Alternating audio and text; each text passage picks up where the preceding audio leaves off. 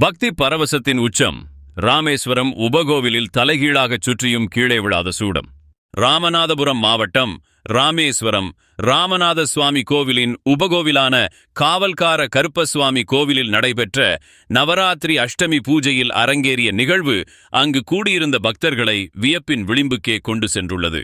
கோவில் பூசாரியின் தெய்வீக நடனமும் அவர் கையாண்ட அற்புதமான சூடக்காட்சியும் பக்தர்களை ஆச்சரியத்தில் ஆழ்த்தியது.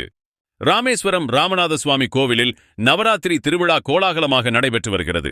இதன் ஒரு பகுதியாக காவல்கார கருப்பசுவாமி கோவிலில் அஷ்டமி பூஜை பிரம்மாண்டமாக நடந்தது. இந்த பூஜையின் போது கோவில் பூசாரி மீது கருப்பசுவாமி அருள் வந்து ஆவேசத்துடன் நடனமாடத் தொடங்கினார்.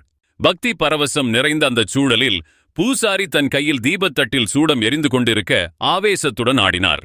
அங்கிருந்த பக்தர்களின் கண்களுக்கு விருந்தளிக்கும் வகையில் அந்த தீபத்தட்டை அவர் தன் தலைக்கு மேல் தலைகீழாக வைத்து வேகமாகச் சுழற்றி ஆடிய போதும் அதில் எரிந்து கொண்டிருந்த சூடம் கீழே விழாமல் அப்படியே நிலையாக இருந்தது. பொதுவாக தீபத்தட்டை தலைகீழாகச் சாய்த்தால் அதில் உள்ள சூடம் உடனடியாக கீழே விழுவதுதான் இயல்பு.